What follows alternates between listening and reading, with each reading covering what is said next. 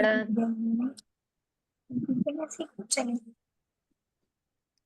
आप लोग अपना अपना फोन म्यूट रखेंगे, आवाज बंद। अपना माइक बंद रखेंगे ना। जब जिसको कहना हो तो पहले अनम्यूट कर लें, पहले सब अपना फोन म्यूट रख लेंगे, क्योंकि बैकग्राउंड में आप लोग बात करते हैं तो फिर इधर आवाज आती है, तो बाकी लोगों को अपने कारण डिस्टरबेंस होता है, हमको अंतराय लगती है उनके ज्ञान की। वो अगर एक शब्द भी नहीं सुन पाते हैं तो हमको हमारा अंतराय क्रम का बंद होता है। ठीक है, तो अपना अपना फोन म्यूट रखेंगे। कल हमने पढ़ा था ई भविक परभविक का थोकड़ा, और कौन सा थोकड़ा पढ़ा था बताइए। समृत असमृत। समृत असमृत अंगार का थोकड़ा पढ़ा था। ठीक है, कल एक क्वेश्चन आया था, समृत असमृत अंगार का गुणस्थान। जो भाई साहब ने क्वेश्चन किया था वो है क्लास में अभी?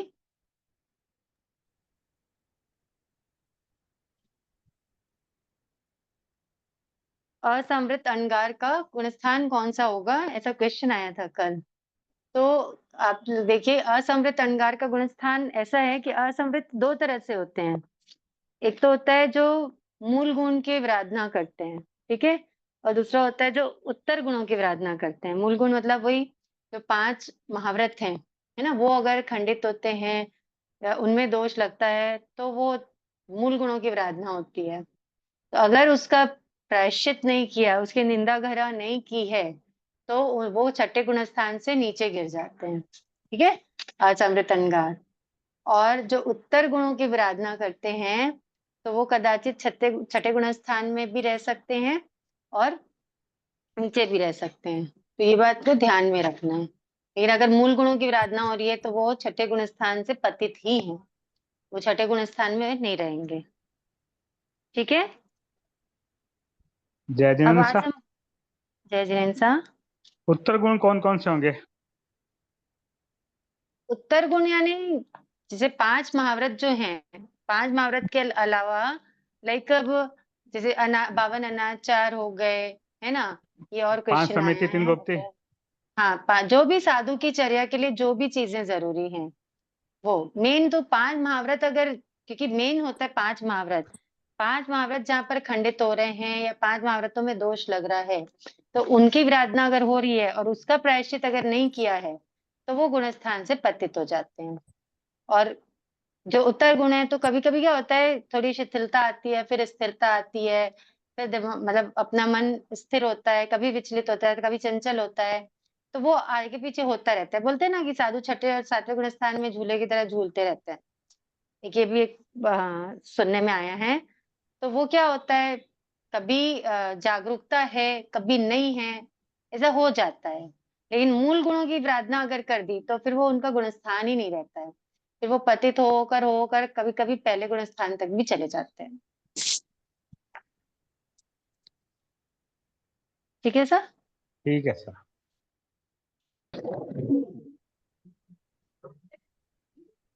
अभी अपना नेक्स्ट थोकड़ा चलेगा, असंयत जीव की गति।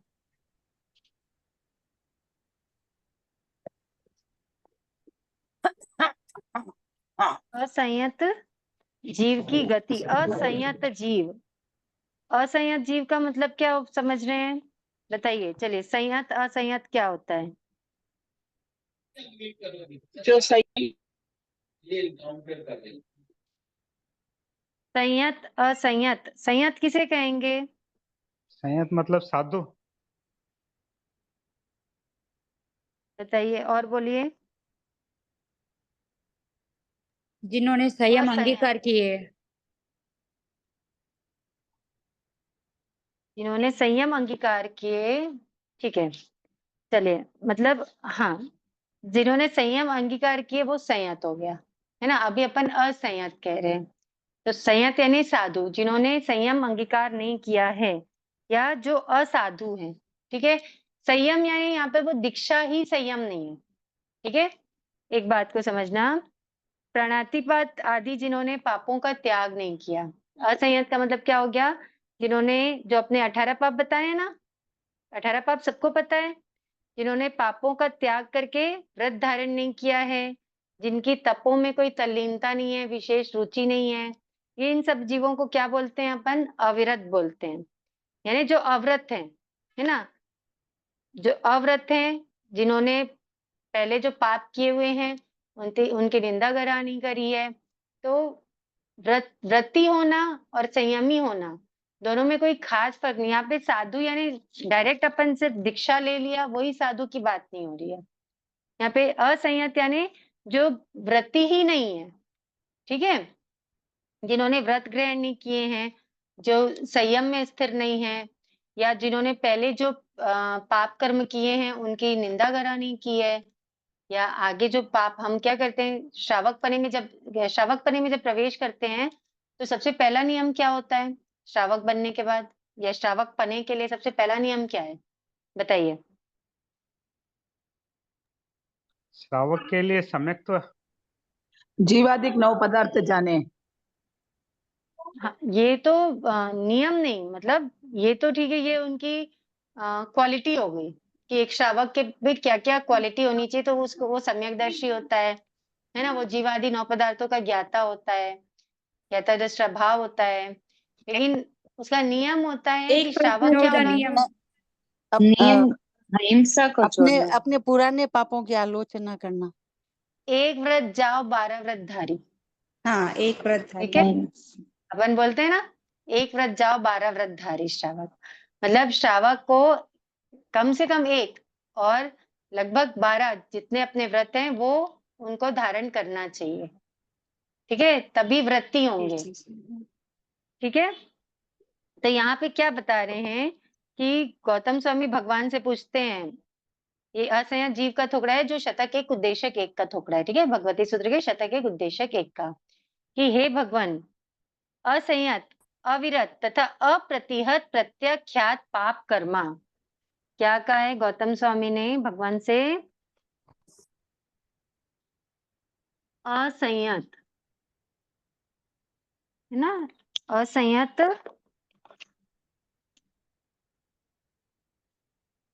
अविरत, और थर्ड बोला है अप्रत्याख्यान,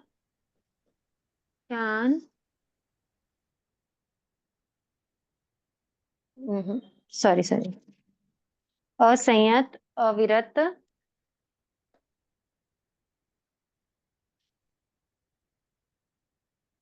अप्रतिहत,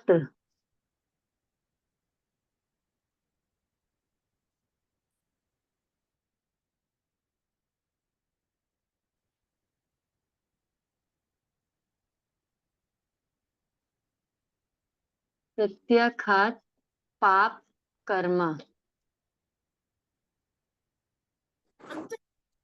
क्या बोले? असंयत, अविरत, अप्रतिहत प्रत्याख्यात प्रत्याख्यात पाप कर्मा, ये जो जीव होते हैं, कौन से जीव बोल रहे हैं? जो असंयत है, अविरत है, अप्रतिहत प्रत्याख्यात पाप कर्मा जीव, वो इस लोक से च्यव कर क्या परलोक में देव होता है।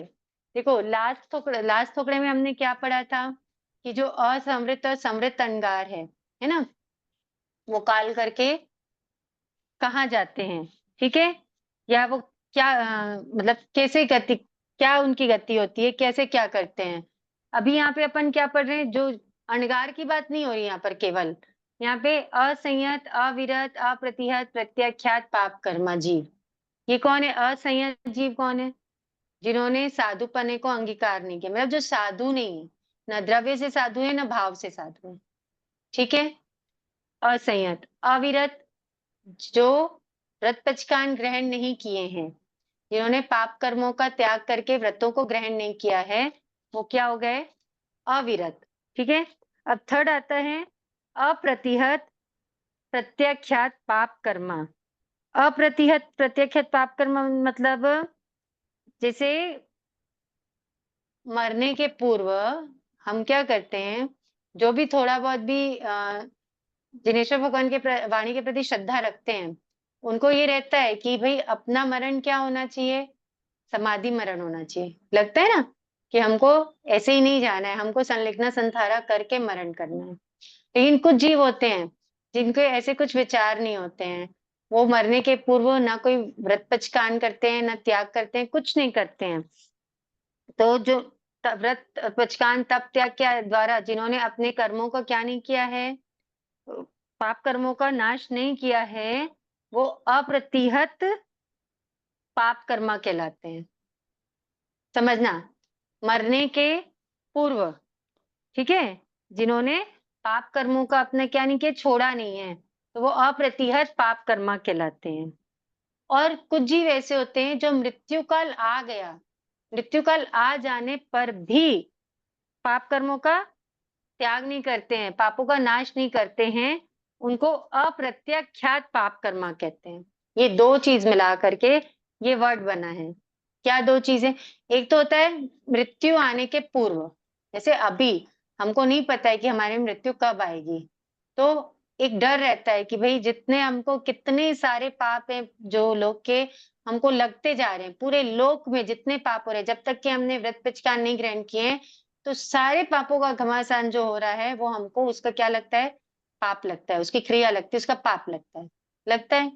लेकिन जब हम समझते हैं भगवान की वाणी को और जिनेश्वर भगवान की वाणी के प्रति हमारी श्रद्धा होती है, दर्शन शुद्ध होता है, तो हमको क्या लगता है कि नहीं, हमको बेवजह के जितने भी पाप है उनसे हमको बचना है।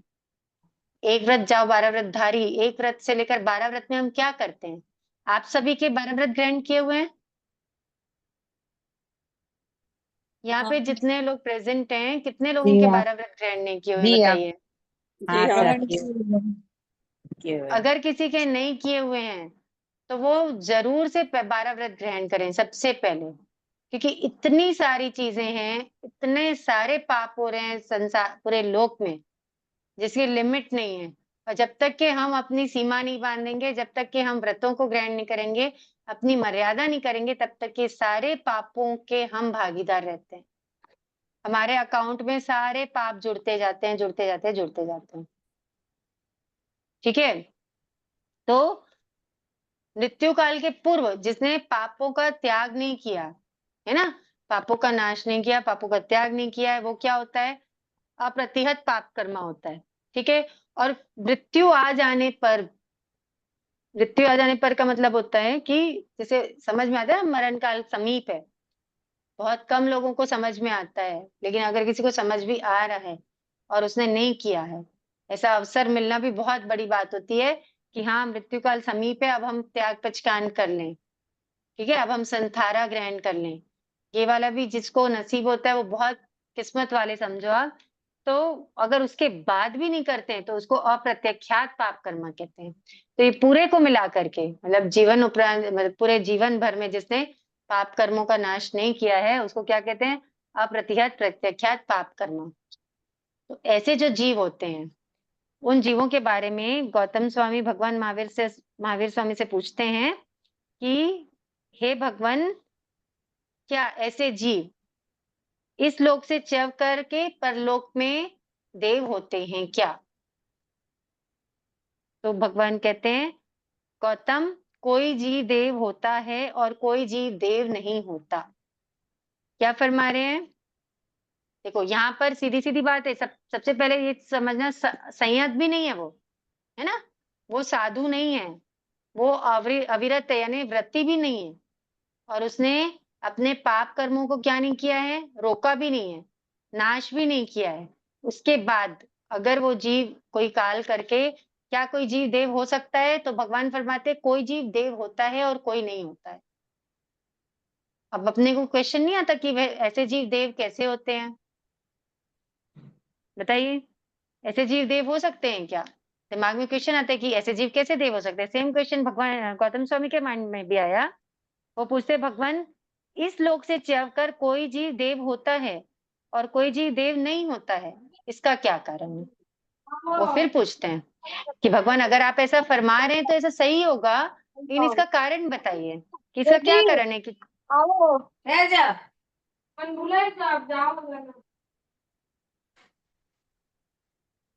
क्लास को निकाले। म्यूट कर देंगे ना उषा जी मेहता, आप अपना फोन म्यूट करेंगे।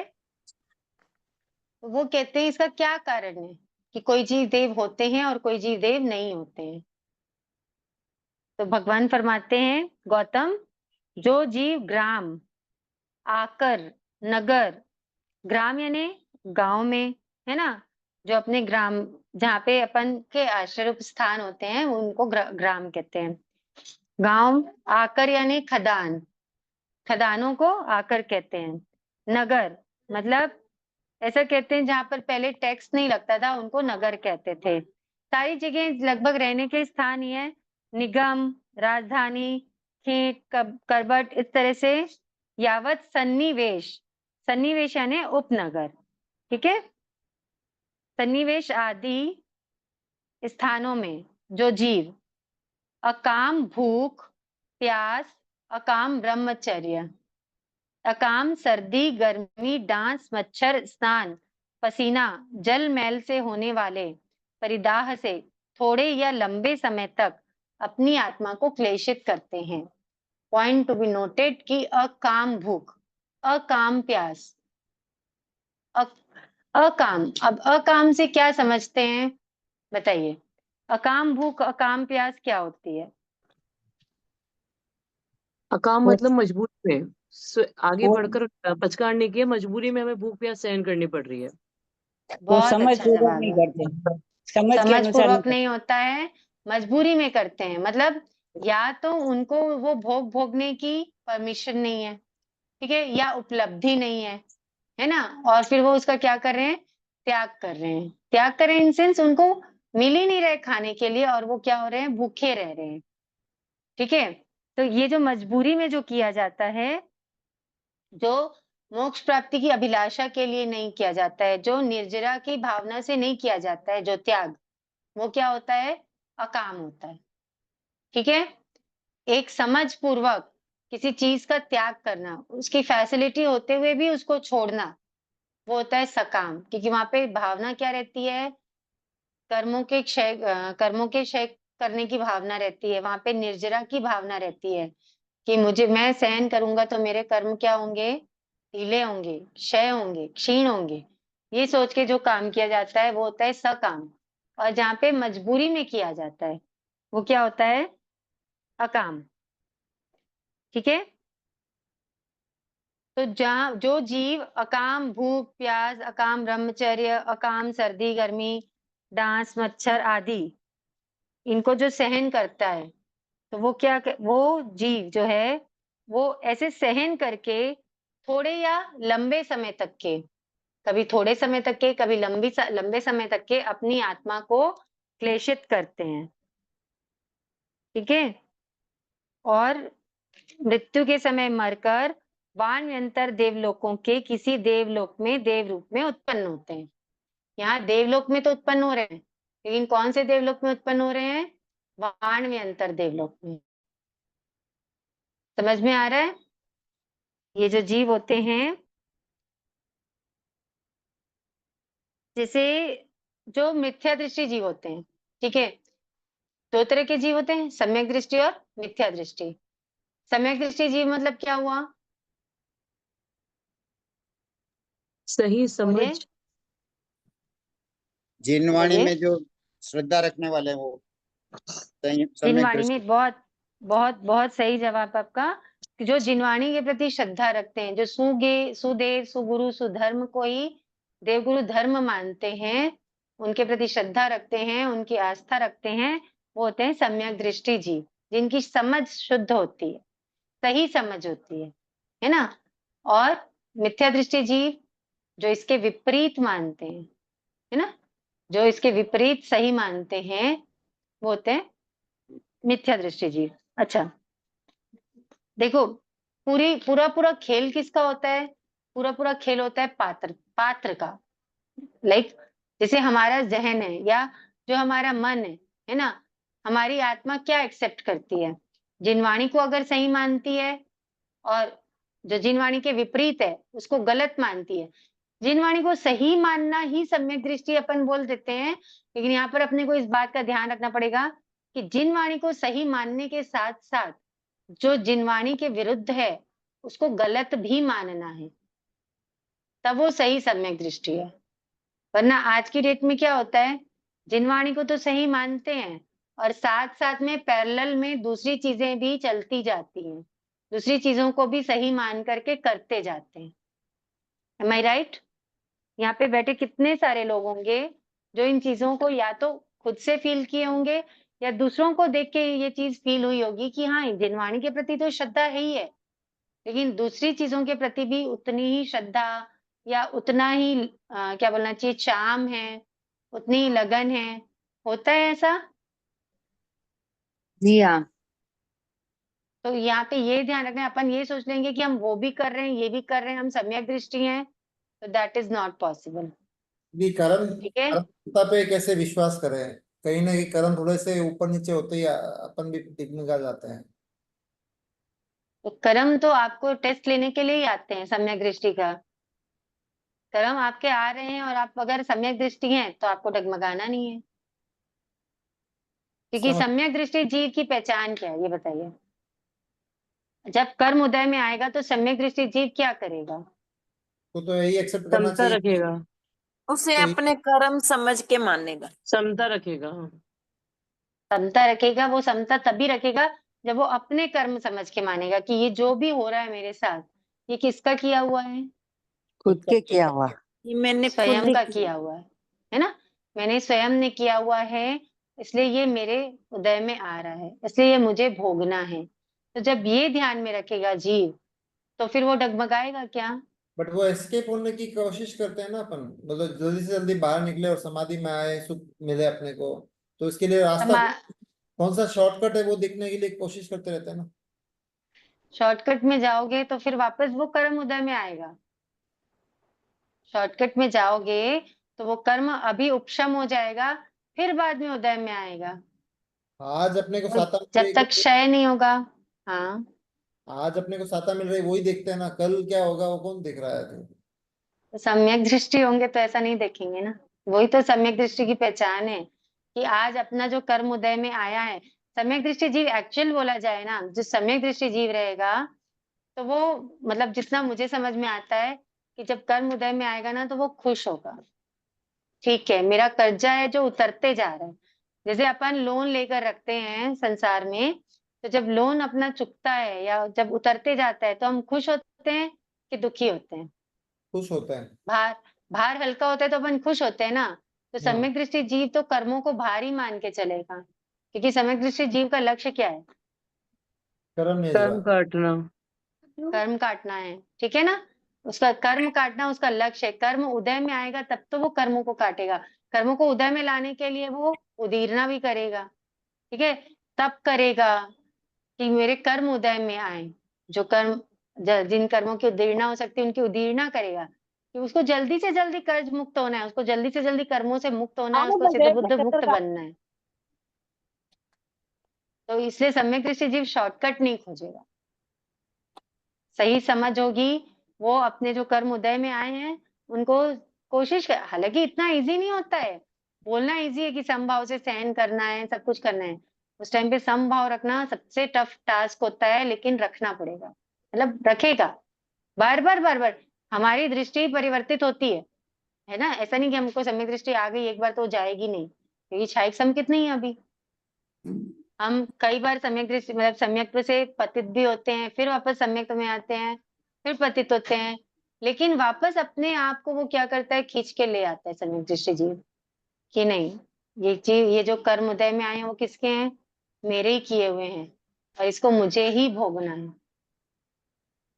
कोई और इसका सिर्फ क्या है, निमित्त मात्र है। तो ठीक है? तो एक बात और भी बताइए ना, जैसे शरणिक महाराज है जो अभी पहले तीर्थंकर बनेंगे आगे, और कृष्ण भगवान है जो मुझे याद है वो पूछ प्रोग्राम आपको, वो भी आगे तीर्थंकर बनेंगे, और अभी नरक गति में है, तो उनकी भी तो इतनी वेदना होती होगी जितनी दूसरों को होती है, तो उनको क्या महसूस होता है, कैसे संभाव में रख रहे हैं वो? समकित शायद समकित है उनको। तो संभाव में रहते हैं वो, कैसे रहते हैं? अब एक बात बताइए मुझे, गज सुखमाल मुनि के सर पर अंगारे रखे थे, ठीक है? अगर वो गज सुखमाल मुनि के जैसी अंगारे किसी और जीव के, अच्छा में दुकड़म, बट अगर किसी और जीव के सर पे या किसी और मनुष्य के सर पर रखते तो वेदना दोनों को अलग अलग होती क्या? वेदना तो वही है, समझ की अलग अलग बात है। बस बस वही वहां पे भी सेम चीज वहां पे भी है। अभी आपके जीवन में जितने कष्ट आते होंगे उतने ही एक जो जिसको जिनेश्वर भगवान की वाणी के प्रति श्रद्धा नहीं है, जनरल समझ जाइए कोई अन्य तीर्थी है, उसके जीवन में भी उतने कष्ट अगर आते हैं तो आपका रिएक्शन और उनका रिएक्शन सेम होगा क्या? ये अलग अलग होता है। क्योंकि पूरा खेल किसका है यहाँ पर? समझ का है। पूरा खेल समझ का है, पूरा खेल सम्यक्त्व का है। तो जैसे यहाँ पे अपन इक्वालिटी देखते हैं ना कि कष्टों की तो इक्वालिटी है, लेकिन सहन करने की शक्ति, उनकी समझ अलग अलग है, इसलिए उनका रिएक्शन भी अलग अलग होता है। बस वैसे ही वहां पे भी होता है नरक में भी। ठीक है सर? जी हाँ। ओके, आगे बढ़े। जी तो ये जो जीव होते हैं, कौन से जीव? जो असंयत है, जो अविरत है, मतलब ना व्रत पिचकान भी नहीं कर रहे हैं, साधु भी नहीं बने हैं, पापों को भी नहीं रोका है, कुछ भी नहीं किया है, पचकान करके कुछ भी नहीं किया है, वो जीव भी काल करके देव में उत्पन्न हो सकते हैं। कब हो सकते हैं? उन्होंने अकाम निर्जरा की हो, है ना, मतलब मोक्ष की अभिलाषा नहीं है, निर्जरा की कोई चाहना नहीं है, लेकिन फिर भी आहार पानी आदि जो भी इनका संयोग नहीं मिलने के कारण उन्होंने क्या किया है? त्याग किया है। बरसों बरस स्नान नहीं किया, है ना, या सर्दी गर्मी सब कुछ सहन करी है, समझ से नहीं करी है लेकिन सहन तो करी है। तो थोड़ी बहुत तो निर्जरा जो हुई है, अकाम निर्जरा हुई है, उसके चलते ये जो जीव होते हैं वो वान व्यंतर देवों के रूप में उत्पन्न हो सकते हैं। कुछ जीव होते हैं और कुछ जीव नहीं होते हैं, ऐसा भगवान फरमाते हैं। ठीक, वाणव्यंतर देव जानते हैं आप लोग कौन होते हैं वाणव्यंतर देव? वाणव्यंतर देव का मतलब है, जैसे देवों की ना 4 कैटेगरी होती है, ठीक है, भवनपति, वाणव्यंतर, ज्योतिषी और वैमानिक। ये 4 कैटेगरी, जिन्होंने 25 बोल किया हुआ है उनको तो आता ही होगा। भवन में नहीं। जो भवनपति, सबसे नीचे गति के देव। सबसे नीचे गति के ऐसे नहीं बोल सकते अपन, भवनपति, वाणव्यंतर, ज्योतिषी, वैमानिक, ऐसे 4 गति के जीव होते हैं। मतलब मैंने ऐसे कभी इसे डिक्लेयर्ड नहीं सुना है कि ये सबसे नीचे गति के जीव हैं, देव हैं, बट स्टिल हाँ ये है कि जैसे वाणव्यंतर देव हैं या भवनपति देव हैं, ये लोग कहाँ पे रहते हैं? अधोलोक में रहते हैं। कहाँ पे रहते हैं? अधोलोक में रहते हैं। मतलब हमारा जो मध्य लोक है ना, मध्य लोक के नीचे में इनका स्थान है, ठीक है। तो वाणव्यंतर जो देव होते हैं वो मोस्टली वनों में बसने के कारण, कहाँ पे बसते हैं वो? वनों में बसते हैं और वनों में ही क्रीड़ा करते हैं। ये सब जो देव होते हैं, जैसे अपन बोलते हैं खंडहर आदि है, या किसी किसी पेड़ में देवता का निवास होता है, ये सब जो देव होते हैं, भूत पिशाच यक्ष राक्षस किन्नर किम पुरुष, ये सब जो देव होते हैं ना, ये सब वाणव्यंतर देव होते हैं। 8 व्यंतर और 8 वाणव्यंतर देव होते हैं। तो ये जो अकाम निर्जरा करने वाले जो जीव होते हैं, वो जीव काल करके कहाँ उत्पन्न होते हैं? वाणव्यंतर देवों में उत्पन्न होते हैं, ठीक है। देखिए यहाँ पर हम इस थोकड़े में हमने क्या जाना है? अकाम निर्जरा क्या होती है? अकाम निर्जरा क्या होती है? जो मोक्ष प्राप्ति के योग्य, मोक्ष प्राप्ति के योग्य निर्जरा की अभिलाषा नहीं होना, या अज्ञान पूर्वक की जाने वाली निर्जरा, वो होती है अकाम निर्जरा। और सकाम निर्जरा मोक्ष प्राप्ति के लिए किए जाने वाले सम्यक पुरुषार्थ से होने वाली निर्जरा। जो सम्यक पुरुषार्थ करके जो निर्जरा होती है वो सकाम निर्जरा होती है, ठीक है। सकाम निर्जरा करने वाले मोक्ष के लक्ष्य से साधक वैमानिक देवों में उत्तम स्थिति अथवा मुक्ति भी प्राप्त कर सकते हैं। अभी अपन ने देखा कि अकाम निर्जरा करने वाले जीवों की गति क्या होती है? अगर वो देव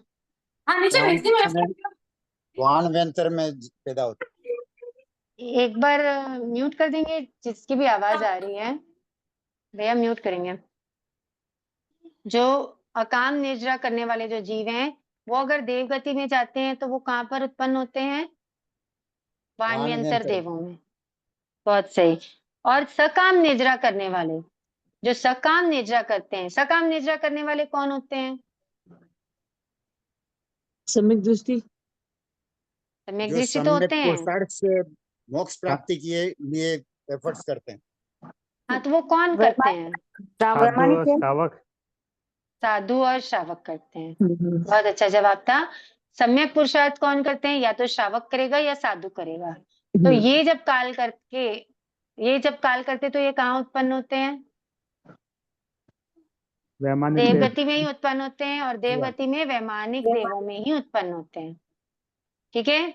अकाम निद्रा वाले वाण्यंतर देवों में उत्पन्न हो सकते हैं, और साधु और श्रावक जो सकाम निद्रा करते हैं वो नेमा वैमानिक देवों में ही उत्पन्न होते हैं। ठीक है। मतलब कहने का मतलब ये है कि जो साधु श्रावक होते हैं वो वैमानिक देवों में जाते हैं, ऐसा? साधु जो भी होते हैं वैसे वैमानिक देव में जाते हैं, ऐसे? हाँ, साधु की गति क्या होती है बताओ? गति आगति का टुकड़ा आता है? नहीं, हाँ वो सीखा तो था पर याद नहीं। 70 और कौन हाँ, साधु की गति 70 की। पर्याप्त 70 35 वैमानिक है, पर्याप्त अपर्याप्त 70। बहुत अच्छा जवाब है। और श्रावक की गति क्या होती है? श्रावक 42 42 21 मतलब 12 देवलोक और 9 लोक। 9 लोकांतिक। 12 देवलोक और 9 लोकांतिक। चलो आपको ये बता देते हैं, अभी जिनको नहीं पता है वो एक बार समझ जाइए, क्योंकि श्रावक हम हैं सही मायने में, तो हमको पता भी रहना चाहिए कि हमारी गति कहाँ कहाँ हो सकती है। मतलब मेरी मम्मी ने दीक्षा ली थी, साधु बने थे, तो वो मतलब वैमानिक देव में उत्पन्न हुए होंगे देव में, है ना? ऐसा हो सकता है? संभावना हो सकती है उनके। देखो अब साधुत्व उनका कैसा क्या था, विराधक आराधक, वो सब डिपेंड करता है, बट साधु की गति वैमानिक की होती है। सही मायने में अगर साधुत्व का पालन करते हैं तो वैमानिक देवों में उत्पन्न होते हैं। वो बोलती, अंत समय में लो। हाँ देखो अच्छा ये बताइए मुझे, आयुष्य का बंध कब होता है? शायद 6 महीने। 1/3 पार्ट जो बचता है हमारी उम्र का, 1/3 पार्ट, 1/3 1/3 बचा रहता है तब तक के होता है ना? फिर अगर जो 1/3 बचा है तब आयुष्य का बंध नहीं हुआ, तो जितना बचा हुआ है उसके 1/3 में होता है। ऐसे 1/3 करते करते अंतर्मुहूर्त पहले तक के भी आयुष्य बंद होता है कि नहीं होता है? तो अब हमको तो नहीं पता कि जिन्होंने दीक्षा ली थी उनका आयुष्य बंद पहले हो गया था या नहीं हुआ था, पता है क्या? नहीं पता। इसलिए तो कहते कब आयुष्य का बंद होगा पता नहीं। इसलिए एनी टाइम अपने अध्यक्ष से क्या रहने चाहिए? शुभ रहने चाहिए, अच्छे रहने चाहिए, है ना? क्योंकि कब आयुष्य का बंद हो जाएगा हमको पता भी नहीं चलेगा। इसलिए जीव को प्रमाद कभी करना नहीं चाहिए। हाँ, भगवान तो यही फरमाते हैं, संयम गोया माँ पमाये, समय मात्र भी प्रमाद मत करो। करना तो नहीं ही चाहिए।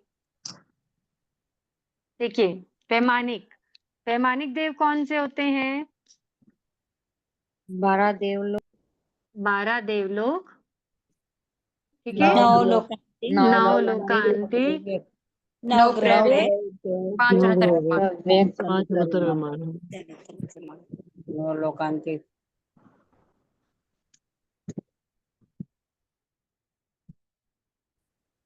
3 किल्बिषी, 5 अनुत्तर, 9 ग्रहव्यक, 5 अनुत्तर, 5 अनुत्तर विमान। टोटल करो कितने हुए? 35 38 35 नहीं, आप लोग 3 किल्बिषी को भी भूले। 38 3 किल्बिषी भी वैमानिक में ही आते हैं। ठीक है।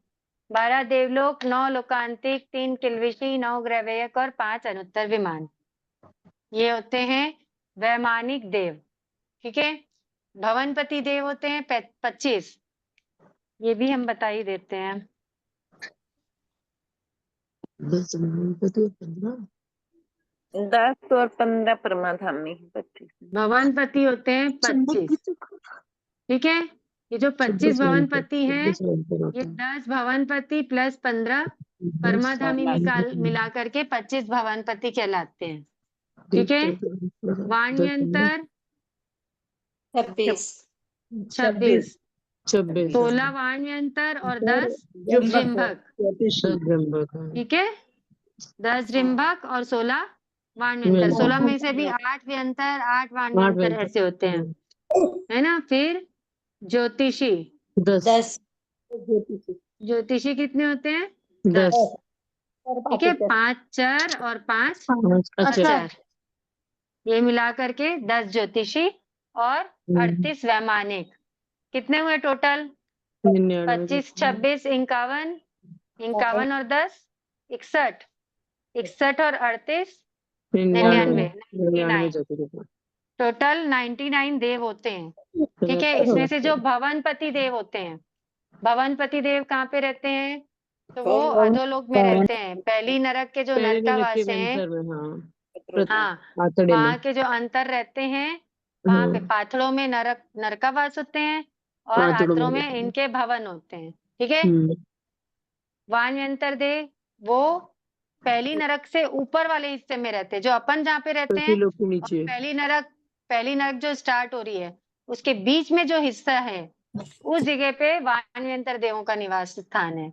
तो ज्योतिषी हमारे से 790 योजन दूर से स्टार्ट हो जाते हैं।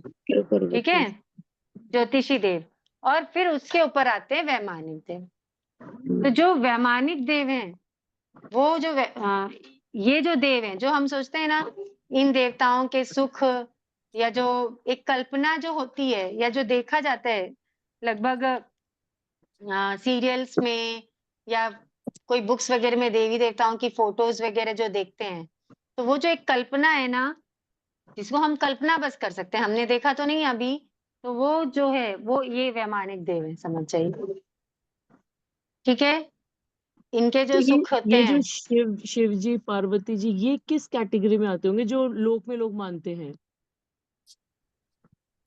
ये संभावना किस कैटेगरी है? देखो, अब शिव जी और पार्वती जी कैटेगरी हम ऐसे, अब वो कहाँ पर हैं,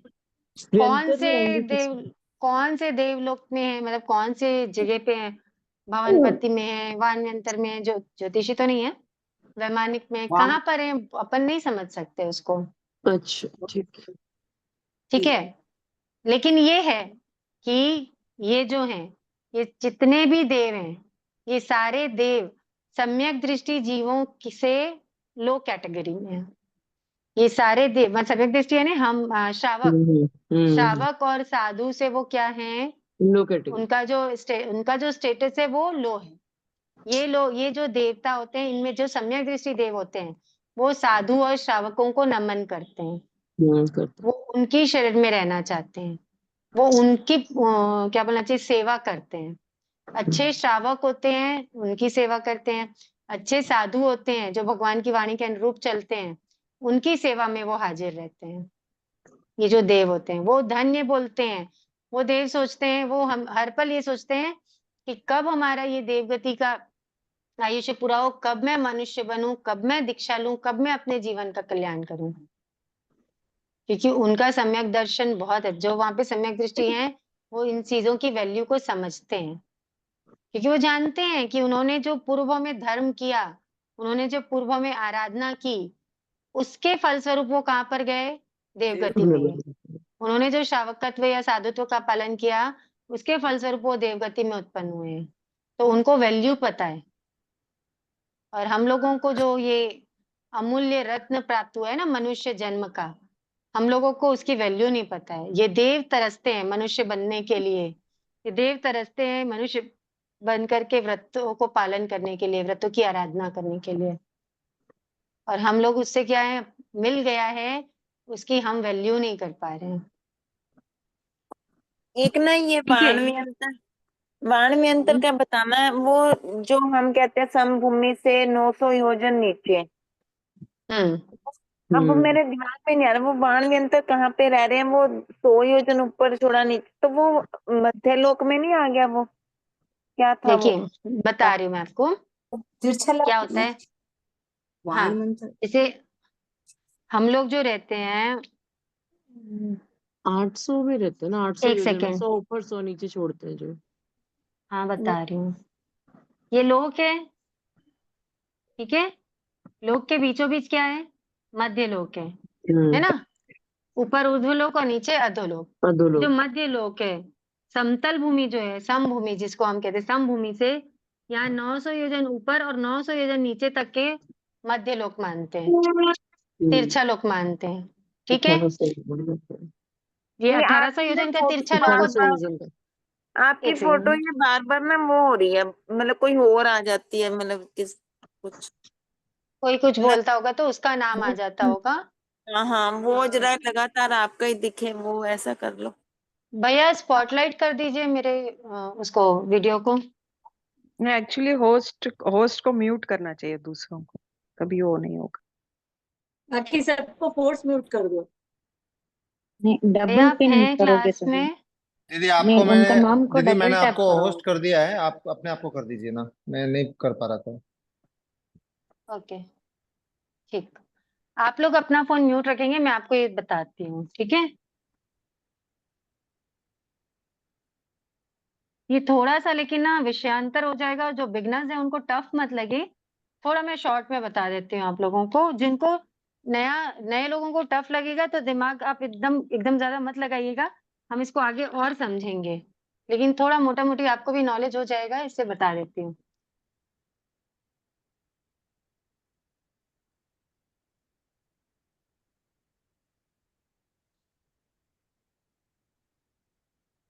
ये लोक है, ठीक है, लोक का नक्शा है, लोक के बीचों बीच यहाँ पर मध्य लोक है। तो मध्य यानी ये जो समभूमि है, ठीक है, समभूमि से 900 योजन ऊपर और 900 योजन नीचे, ये टोटल 1800 योजन का हम तिरछा लोक मानते हैं। मतलब हम मानते हैं यानी भगवान ने बताया है कि 1800 योजन का तिरछा लोक है। ये पूरा 14 रज्जु का लोक है, ठीक है। तो ये बीच का जो 1800 योजन है वो तिरछा लोक है। 1800 योजन के ऊपर जो है वो पूरा क्या है, यहाँ पर ऊपर ऊर्ध्वलोक, और ये नीचे पूरा अधोलोक है। अब ये जो समभूमि है, समभूमि से 1000 योजन नीचे जाने पर कौन सी क्या चीज स्टार्ट होती है? पहली पृथ्वी स्टार्ट होती है, ठीक है, पहली नरक स्टार्ट होती है समभूमि से 1000 योजन नीचे जाने पे। यानी ये समभूमि है, समभूमि से ये 900 योजन नीचे ये वाला हिस्सा हो गया, 900 योजन के बाद 100 योजन और नीचे, और यहाँ पर क्या होती है? पहली नरक स्टार्ट होती है। तो जो पहली नरक है ना, पहली नरक के जो 13 आंतरे और 12 पाथड़े हैं, इनके बीच में जो आंतरे बने हुए हैं वहां पे भवनपति देव रहते हैं। ठीक है, समझ में आया? यहाँ पे भवनपति देव रहते हैं। और ये जो 900 योजन और 100 योजन, ये जो है ना 900 योजन और 100 योजन की जो जगह है, इस जगह पे वाणव्यंतर देव रहते हैं। इसमें अलग अलग मान्यता है, 2-3 अलग अलग मान्यता है, इसमें अभी अपन नहीं जाएंगे। ये रहते यहाँ पे वाणव्यंतर देव हैं, यहाँ पे भवनपति देव रहते हैं। ये समझ में आया? ठीक है। और इसमें डीप में अगर किसी का क्वेश्चन है तो मुझे पर्सनल कीजिएगा। यहाँ पे अभी अपन इसको इतना डीप करने जाएंगे ना तो फिर बाकी लोग बहुत कंफ्यूज होंगे। हाँ नहीं ठीक है, बस वो 900 योजन से जो नीचे 100 योजन और गया ना, बस उस 100 योजन के बीच में आ गए वाणव्यंतर। हाँ ठीक है, क्या होता है इसमें अलग अलग मान्यता है। कई लोग यहाँ बीच में 800 योजन भी मानते हैं, कई लोग यहाँ बीच में 80 योजन भी मानते हैं, अलग अलग है। तो इसमें अपने को जाने का इतना सेंस नहीं है। अभी अपने को क्या समझना है, यहाँ पे रहते हैं वाणव्यंतर देव, यहाँ पे रहते हैं भवनपति देव। ठीक है, ये जो 900 योजन यहाँ के लिए ना अपन, ये समभूमि है, ये नीचे का 900 योजन हो गया। ठीक है, ये जो ऊपर का 900 योजन है ना, ऊपर का 900 योजन है ना, तो ये समभूमि से 790 योजन, संभावना जितना मेरे को याद है अभी, संभावना 790 योजन से स्टार्ट हो करके 110 योजन के दूरी में पूरे ज्योतिषी देवों का निवास है। ठीक है, 790 से लेकर के 900 योजन तक के वहां पे ज्योतिषी देवों का है। और फिर उसके बाद ऊपर क्या होते हैं? वैमानिक देव, पूरे वैमानिक देव, पहला, दूसरा, तीसरा, चौथा, पांचवा, छठा, सातवां, आठवां, नौवां, 10वां, 11वां, 12वां, ऐसे करके पूरे वैमानिक देव ऊपर आते हैं।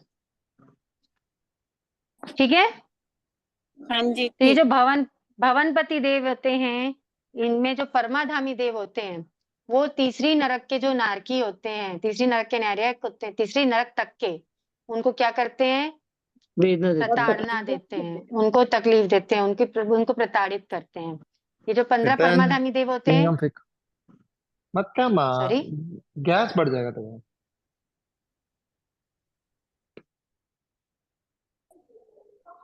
दीदी एक बार प्रताड़ित वापस करते हैं। समझा दीजिए ना थोड़ा सा, क्या चीज? ये पूरा एक बार थोड़ा सा समझा। एक बार और समझा दूं? चलिए ये ध्यान में रखिए। ये ध्यान में आया क्या? ये ध्यान में आया लोग का। हाँ जी, आ गया ना ये ध्यान में? आ गया। ठीक, तो अब आप फिर से बताती हूँ, रुक जाइए। 1000 योजन नीचे पहली नरक बताई है ना? हाँ, इसको और अच्छे से अपन कर लेंगे, बहुत डिटेल में, और बहुत अच्छा, बहुत इंटरेस्टिंग सब्जेक्ट है ये। 25 बोल के टाइम पे पूरा अच्छे से करवाया हुआ है, फिर भी देखिए। ये है समभूमि, समतल भूमि। इसको मिटा दूं? हाँ मिटा दो। हाँ हाँ, जी, मिट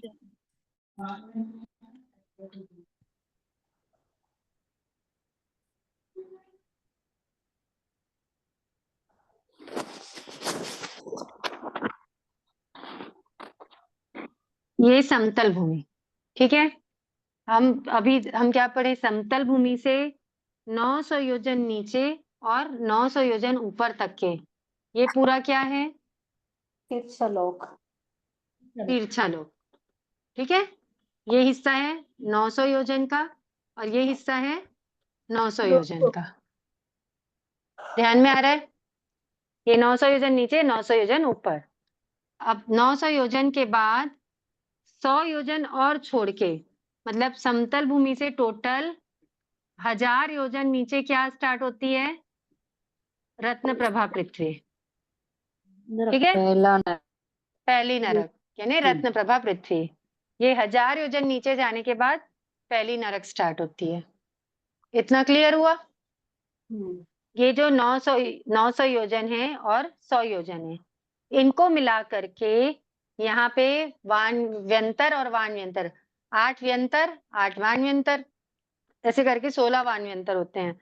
तो उनका निवास होता है कहाँ पे, कौन से रहते हैं, ये सब हम आगे जब डिटेल में पढ़ेंगे तब पढ़ लेंगे, ठीक है। ये आपके जानने वाली बात थी।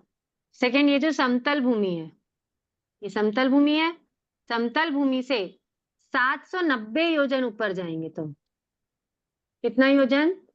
790 योजन ऊपर जाने पर ये जो 110 योजन बचता है ऊपर का, ये इस जगह पे ज्योतिषी देवों का निवास होता है। चंद्र सूर्य तारा। चंद्र, सूर्य, ग्रह, नक्षत्र, तारा, वो कहाँ पे रहते हैं?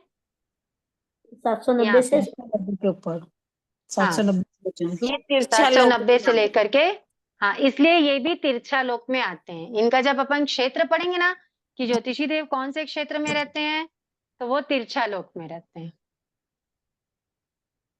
समझ में आया? इस समतल भूमि से 790 योजन ऊपर जाने पर 110 योजन के क्षेत्र में ज्योतिषी देव हैं, इधर नीचे वानव्यंतर हैं, और उसके नीचे अधोलोक में कौन से जीव हैं, कौन से देव हैं? तो भवनपति देव हैं, भवनपति। ठीक है। तो अभी अपने को समझना क्या था? जो अकाम निजरा करते हैं, जो जीव, जो मोक्ष की अभिलाषा के बिना या निजरा की भावना के बिना, निजरा के पर्पस के बिना भूखे प्यासे रहते हैं, सर्दी गर्मी सहन करते हैं, है ना, ये सब धूप या अतापना सब सहन करते हैं, एक समान खड़े रहते हैं पर्वत के जैसे, ठीक है। जिनके क्या बोलते हैं, कई बार जैसे जब गौशालक का वर्णन सुनते हैं, गौशालक का वर्णन सुनते हैं तो सुना होगा ना आपने कि कोई से ऐसे ऋषि रहते हैं या कोई रहते हैं, साधक रहते हैं, जिनके बाल पूरे, क्या जटाएं पूरी जमीन तक के आ गई होती हैं। जब गौशालक भगवान के साथ विहार करते रहते हैं, तो वो देखते हैं कि कोई एक साधक रहता है जो उसकी पूरी वृक्ष की क्या बोलते हैं, शाखाओं के जैसे उनकी जटाएं पूरी जमीन तक चली गई हैं, उनके बालों से जू गिर गिर के जमीन, गरम गरम जमीन पे क्या हो रही है, मर रही हैं। वो जू को उठा उठा करके वापस बालों में डाल रहे हैं। ऐसे साधक का वर्णन सुनते हैं हम। तो यही सब जो है, ये सब क्या है, जो बिना मोक्ष की अभिलाषा के कर रहे हैं, जो बिना समझ के कर रहे हैं, वो सब क्या है, अकाम निजरा है। कितना फर्क है बताइए? कितना फर्क है, सहन उनको भी करना है, सहन हमको भी करना है। सिर्फ व्रत पचकाने के लिए है, सिर्फ समझ का फर्क, समझ का फर्क सिर्फ व्रत पचका, समझ आएगी तो व्रत पचकान व्रत लेंगे। पचकाना जाएंगे। तो समझ की कितनी वैल्यू है। हम्म। सिर्फ एक समझ आ जाने से वाण्यंतर की जगह कहाँ पहुंच जाते हैं, बात वैमानिक में पहुंच जाते हैं। हम्म। तो समझ का महत्व कितना है, और समझ का महत्व तभी होगा जब नॉलेज होगा। पद्मम नानम तो दया, बिना ज्ञान के कुछ संभव नहीं है। कुछ संभव नहीं, सही। बहुत अच्छा। देखिए यहाँ पे बताया है, प्रस्तुत सूत्र में अकाम से तात्पर्य है प्राप्ति के अभाव में अनिच्छा पूर्वक सहन करना। मतलब अब कोई सोचे कि कोई बोले मैंने तो त्याग ले लिया है कि मैं जीवन भर रॉकेट में नहीं बैठूंगा, मैं अंतरिक्ष यान में नहीं बैठूंगा, तो ये क्या हुआ भाई? जो चीज अपने को हासिल ही नहीं है, ठीक है, त्याग ले लिया है, यानी मैंने छोड़ दिया है। अपन समझ के त्याग ले रहे हैं कि उसकी जो हमको क्रिया लग रही है वो अब हमको नहीं लगे, तो वो क्या हो गया, समझ पूर्वक हो गया है ना। और जो बस कि बस वो बोलते हैं ना अंगूर खट्टे हैं, ऐसे मुझे अंगूर नहीं खाना है, तो वो वाली जो बात होती है वो क्या हो जाती है, वो अकाम निजरा हो जाती है। बहुत से तापस, परिव्राजक आदि अन्य मति भी अकाम निजरा ही करते हैं। वे अपनी इच्छा से तप आदि करते हैं, कष्ट सहन करते हैं, किंतु लक्ष्य मोक्ष का नहीं है। अतः ये 12वें देवलोक तक भी जा सकते हैं, किंतु यहाँ का जो वर्णन है वह उन असंयत जीवों की अपेक्षा से जो प्राप्ति के अभाव में बिना इच्छा के कष्ट सहन करते हैं। अतः ये वाणव्यंतर देव में उत्पन्न हो सकते हैं।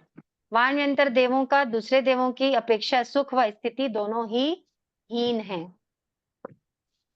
ठीक है, जैसे अभी किसी ने कहा सबसे निम्न जाति, हाँ बोलिए। अकाम निर्जरा वाले अगर जीव 12वें देवलोक तक जा सकते तो असंयत जीवों में और अकाम निर्जरा करने वाले जीवों में क्या डिफरेंस है फिर? नहीं, ये देखिए इसमें जो लिखा है ना कि अतः ये 12वें देवलोक तक भी जा सकते हैं, किंतु यहाँ वर्णन उन असंयत जीवों की अपेक्षा से है जो प्राप्ति के अभाव में बिना इच्छा के कष्ट सहन करते हैं। आपका त्याग कैसा हो रहा है वो भी तो मैटर करता है ना। बिना इच्छा के, जब ठीक आप है। इच्छा से सहन कर रहे हैं, समझ के सहन कर रहे हैं, तो वो बात कि अलग हो मतलब जाती ये है। तापस वगैरह इच्छा से सहन कर रहे हैं लेकिन समझ नहीं है, इसलिए शायद 12वां देवलोक तक।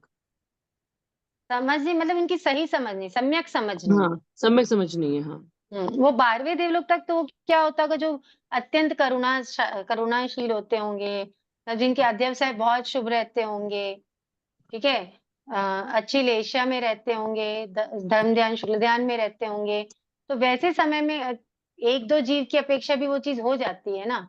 इसको अपन एकदम डायरेक्टली डिनाई नहीं कर सकते कि वो जा ही नहीं सकते। परिव्राजक का मतलब ये सब ना अलग अलग टाइप के वो होते हैं, क्या बोलना चाहिए, अन्य मत के तो अन्य तीर्थी, हाँ अन्य तीर्थी होते हैं ना, उनके दीदी अलग एक अलग टाइप सवाल के था, रहते हैं ना। सन्यासी। हाँ फरमाइए। एक सवाल था, देव आके सेवा करते हैं ना, मतलब साधु साध्वी जी के, श्रावक श्राविका के, ये क्या, क्यों समझ नहीं आया, कारण क्या होगा इसका? तो कारण ये है कि जो सम्यक दृष्टि देव होते हैं ना, जब वो देवगति में उत्पन्न होते हैं तो क्या होता है, उत्पन्न होते साथ अपना उपयोग लगाते हैं कुछ देव, कि मैंने ऐसे क्या कर्म किए जो मुझे इतनी, मतलब वहां की भौतिकता, वहां की चकाचौंध अट्रैक्टिव तो रहती है, तो वो उपयोग लगाते हैं, मैंने ऐसे क्या किया जो मुझे यहाँ पे आने को मिला, या मैंने मेरे कौन से कर्मों का ये फल है जो मुझे ये गति मिली है। तो वो देखते हैं कि मैंने जो पूर्व में जो धर्म ध्यान किया, धर्म आराधना की, है ना, कई बार ऐसा होता है कि किन्हीं किन्हीं का उनके ऊपर उपकार होता है। जैसे हम जयमल जी महाराज के उसमें सुनते हैं कई बार उनकी कहानी में, आप लोगों ने भी सुना होगा कि जब वो संथारा में थे, जयमल जी महाराज का जब संथारा चल रहा था, तो दो दिव्य ज्योति वहां पर आई थी। जब उनसे पूछा गया तो वो बताए कि वो उनके शिष्य रहे हुए थे, दोनों संथारा सिद्ध करके देवगति में उत्पन्न हुए हैं। और जब उन्होंने उपयोग लगाया तो उन्होंने पाया कि जयमल जी महाराज का संथारा चल रहा है, वो उनके आचार्य रहे होते हैं, ठीक है, उनके गुरु रहे होते हैं, तो वो उनके दर्शन को आते हैं। तो ऐसे ही जब उपयोग लगाते हैं ना, वो देखते हैं एक और एक एग्जाम्पल आता है, कौन से देव, शायद हरि हरि नहीं नहीं नंदीसेन मुनि का है कि मुझे नाम याद नहीं आ रहा है। उत्तराधन सूत्र का 12वां अध्ययन किनके नाम पे है, किसी को ध्यान में है क्या? हरिकेशी नम्मी राजऋषि हरिकेशी मुनि, हरिकेशी हरिकेशी मुनि संभावना। तो वो मतलब उनके भी जब साधना देखते हैं देव, जैसे जो ये वाणव्यंतर देव होते हैं, वो क्या रहते हैं, वो लगभग पेड़ों में, खंडहर में, ऐसी जगह उनको अपना क्रीड़ा करना बहुत अच्छा लगता है।